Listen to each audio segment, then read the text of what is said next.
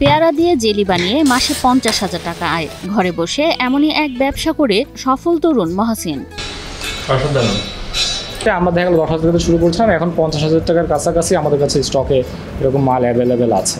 পেয়ারা দিয়ে শুধু আচার বা মোরব্বা নয়, তৈরি হচ্ছে এমন এক সুস্বাদু খাবার যা ঘরে বসেই বদলে দিয়েছে একজন তরুণের ভাগ্য। পেয়ারা থেকে জেলি তৈরি করা যায়, ঠিক আছে? শুধু পেয়ারা না, যে কোনো ফল থেকে জেলি তৈরি করা যায়। ছোট ছোট করে পেয়ারা কেটে গরম পানিতে সিদ্ধ করা হচ্ছে। সিদ্ধ হওয়ার পর তার রস জাল দিয়ে তৈরি করা হচ্ছে সুস্বাদু জেলি। যদি আপনি খুব অনায়াসে কম টাকার মধ্যে বানাতে পারেন, তাহলে আপনি বাণিজ্যিকভাবে খুব ভালোভাবে বিজনেস করে শুরু করতে পারবেন। বলছি যশোরের মহসিনের জেলির জাদুর গল্প। যশোর শহরের বেসপাড়া এলাকার খন্দকার মহসিন অর্থনীতি বিভাগের ছাত্র। বাবাকে হারানোর পর নতুনভাবে জীবনের লড়াই শুরু করতে হয় তাকে। ঈদের কেনাকাটার জন্য জমিয়ে রাখা মাত্র 10,000 টাকা দিয়ে শুরু হয় তার ব্যবসার যাত্রা।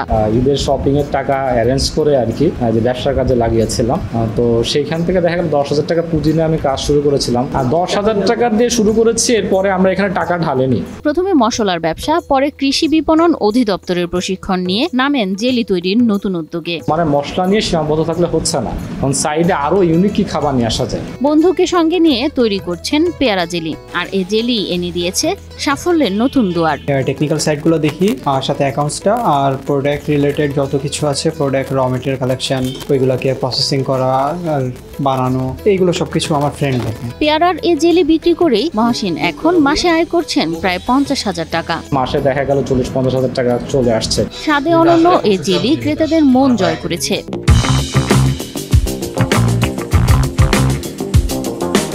ছোট আকারে শুরু হলেও এখনই বাজারে ব্যাপক চাহিদা তৈরি হয়েছে। এর মধ্যে কোনো আর্টিফিশিয়াল কালার টালার কিছু যাবে না। হ্যাঁ, যদি এখন কাস্টমার বলে আমার এটা লাগবে, প্রয়োজন, সেটা ডিফারেন্ট বিষয়, যে আমাকে এভাবে তৈরি করে দিতে হবে। মহসিনের এই জেলি যেমন অফলাইনে বিক্রি হচ্ছে, তেমনই বিক্রি হচ্ছে অনলাইনেও। তো অফলাইনের মধ্যে সীমাবদ্ধ থাকলে হবে না, আমাকে এটাকে অনলাইনে পর্যায়ে নিয়ে যেতে হবে। মহসিনের স্বপ্ন বড় পরিসরে জেলি উৎপাদন ও বাজারজাত করা, আর তাই এই প্রচেষ্টা তরুণদের জন্য এক অনন্য অনুপ্রেরণা। খাবারটা মূলত আমি সবার কাছে নিয়ে যেতে চাই, সামনে আমার এরকমই প্ল্যান আছে। তো এই ক্ষেত্রে আমাদের এইভাবে যাত্রা শুরু হয়েছে। মহসিনের মতো তরুণ উদ্যোক্তাদের খাবার শিল্পে এগিয়ে নিতে কৃষি বিপণন অধিদপ্তরের পার্টনার প্রকল্পের মাধ্যমে প্রশিক্ষণ দিচ্ছে, জানায় অধিদপ্তর। তাকে প্রশিক্ষণ প্রদান করি 12 দিন ব্যাপী। এই প্রশিক্ষণ শেষে উনি খুব ক্ষুদ্র পরিসরে নিজের বাড়িতে শুরু করেছিলেন মশলার গুঁড়া।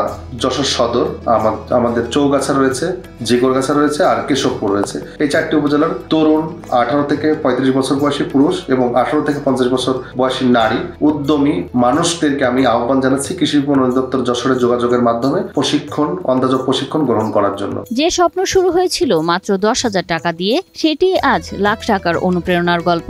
এভাবেই এগিয়ে যাচ্ছে বাংলাদেশের তরুণ উদ্যোক্তারা।